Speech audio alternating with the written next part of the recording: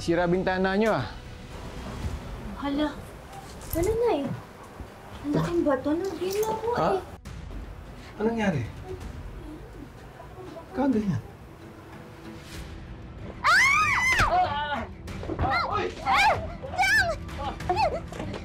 Ano yun? Si Lilet. Ha?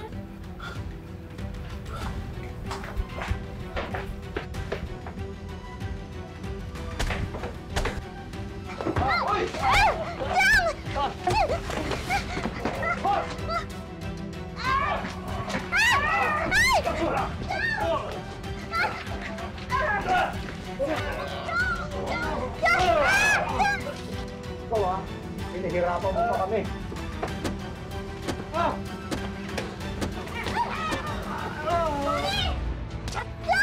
Diyos ko, si Lilet!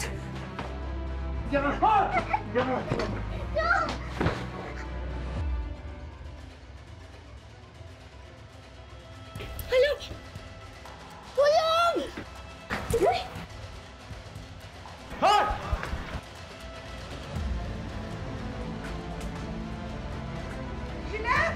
Tulong! Ay! Diyos ko, anak, nasugat! Tulong! Tulong! Anak! Diyos ko! Tulong!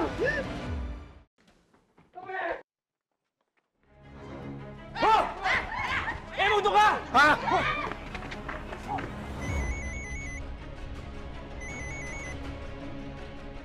Nasaan kayo?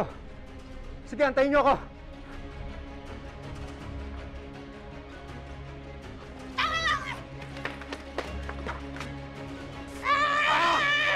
Dito! Oh!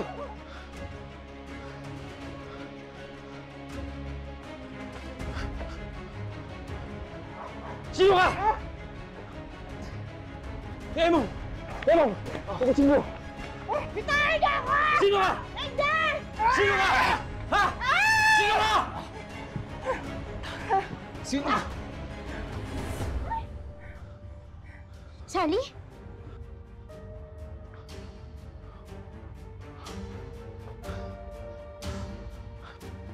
Ano ngayon, Lilet? Bibigyan mo na ba ako ng atensyon? Ha? Bibigyan mo na ba ng hustisya ang kamatayan ng kapatid ko? O kailangan pa talaga kitang patayin! Attorney Lilet Matias! Oy! Alam niyo po ba na sa ginawa niyo, pwede kayong makasuhan ng attempted murder, malicious mischief, o iba pang kaso na makikita ng piskalya? Lilet, cleared na ang bahay nyo. Yung kasabwat nyo, hindi nyo ba sasabihin kung sino? Miss Sally, hindi ho mangyayari lahat ng to kung tinanggap niyo na lang yung hatol ng korte. Ganito bang ginagawa sa mga taong nanlilimos ng hustisya? Kinukulong ninyo para hindi ko maipaglaban ang katarungan? Miss Sally, sana ho maintindihan niyo na maaaring hindi laging pumanig sa inyo ang hustisya. Pero hindi naman ho ibig sabihin nun na hindi pumapanig ang hustisya sa tama. Mali ako! Yun ang sinasabi mo, ah!